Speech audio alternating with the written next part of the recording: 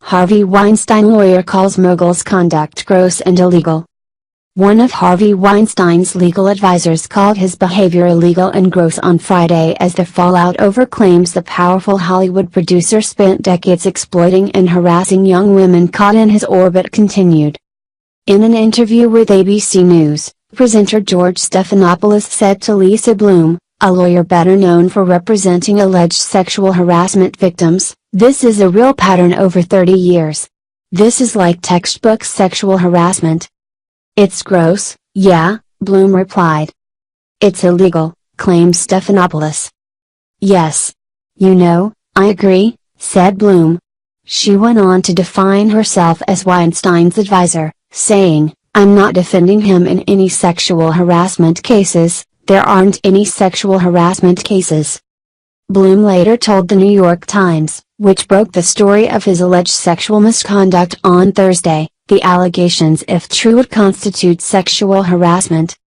However, Mr. Weinstein denies many of them and was not given a fair opportunity to present evidence and witnesses on his side. In an interview with the Associated Press, Bloom said her client had said to her that he'd been stupid. But she said many of the allegations against him did not legally rise to the level of sexual harassment. "Some of the allegations which I have read are, he told me I had a nice dress on. He told me I looked cute without my glasses," she said. Probably he shouldn't be saying things like that in the workplace. Does that rise to the level of sexual harassment, legally? No, it doesn't.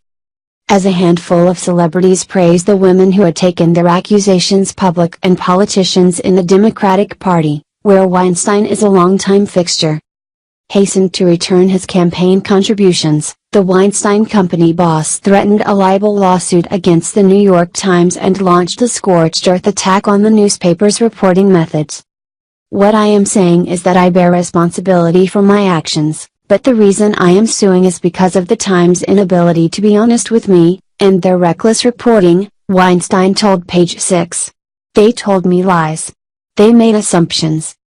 Weinstein, producer of Oscar winners Shakespeare in Love, The Artist, and The English Patient, and patron to Quentin Tarantino and Steven Soderbergh, has apologized for inappropriate behavior, but he insists, through an attorney, that many of the accusations against him are inaccurate. The Times story was saturated with false and defamatory statements, lawyer Charles Harder said in a statement on Thursday. The Times report claimed, citing company officials, that Weinstein had reached private settlements with at least 8 women over accusations of sexual misconduct over a period of years. And reported the claim that he had created a toxic working environment through decades of inappropriate sexual advances. Among the accusers who allegedly reached settlements are 2 former assistants, an actor and an Italian model, the paper reported. In the most high-profile allegation, Kiss the Girls star Ashley Judd claimed to the Times that 2 decades ago, Weinstein invited her to a breakfast meeting at his Beverly Hills hotel and used the occasion to ask her to give him a massage or watch him shower. Weinstein's status in the entertainment industry seemed to tumble overnight. English actor Jessica Hines claimed on Friday that Weinstein once asked her to audition wearing nothing but a bathing suit. "I was offered a film role at 19, Harvey Weinstein came on board and wanted me to screen test in a bikini," the Spaced star wrote on Twitter. "I refused and lost the job." The Guardian has contacted Hines and Weinstein's legal team for comment. Girls star Lena Dunham blasted Weinstein's apology as pathetic, and fellow actor Amber Tamblyn tweeted, "Heed the mantra and never forget, women have nothing to gain and everything to lose by coming forward." Scream star Rose McGowan, who according to the Times reached a $100,000 settlement with Weinstein after an undisclosed incident in 1997, appeared to accuse Hollywood of being complicit without naming Weinstein outright. "Anyone who does business with _ is complicit," she tweeted. "And deep down you know you are even dirtier. Cleanse yourselves." She added, "Women fight on. and to the men out there, stand up. We need you as allies. Donations returned.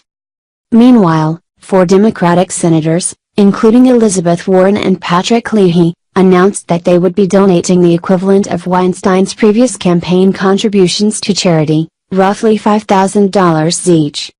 But the party at large will not have an easy time expunging its associations with Weinstein, who has donated or raised hundreds of thousands of dollars for the Democrats, including Barack Obama and Hillary Clinton, over many years. In the final stretch of last year's presidential race, Weinstein produced a star-studded fundraiser for Clinton on Broadway.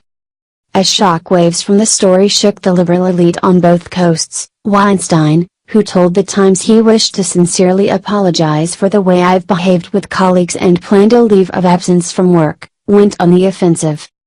Harder, the California attorney best known for representing Hulk Hogan in the libel suit that bankrupted Gawker, claimed to be preparing a $50 million lawsuit against The Times on Weinstein's behalf. It relies on mostly hearsay accounts and a faulty report, Harder said of the news report. In an interview with Page 6, Weinstein said The Times' reckless reporting methods justified a lawsuit. The Times had a deal with us that they would tell us about the people they had on the record in the story, so we could respond appropriately, but they didn't live up to the bargain, he said. They spent 6 months researching this article, then they gave us just 24 hours to answer it. His account of The Times reporting was at odds, however, with that of Jodi Kantor and Megan Twohey, the reporting duo behind the story. On an episode of The Daily, a Times podcast, recorded on Thursday, the reporters said Weinstein was aware of their investigation and in contract with them for months before publication. His tone in these phone calls varied enormously, said Kantor. A Times spokesperson told Page 6 it was confident in the accuracy of its reporting.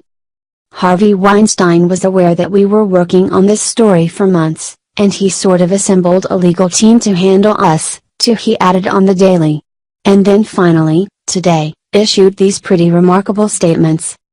Weinstein said through his lawyer, Lisa Bloom, that he denies many of the accusations as patently false, but his official response to The Times took a more contrite tone. I came of age in the 60s and 70s, when all the rules about behavior and workplaces were different, he wrote. That was the culture then. I have since learned it's not an excuse, in the office, or out of it. To anyone. I realized some time ago that I needed to be a better person and my interactions with the people I work with have changed. I appreciate the way I've behaved with colleagues in the past has caused a lot of pain, and I sincerely apologize for it. He added, I so respect all women and regret what happened. Despite this apology, however, Weinstein did not comment in the statement on any of the specific allegations made against him, including Judd's. His only reference to one of the specific allegations came in his interview with Page 6. When he noted that a 2015 memo written by former employee Lauren O'Connor alleging sexual harassment had been withdrawn. In his statement to The Times, the film producer said that during his leave of absence, he would work with therapists, and learn about myself and conquer my demons.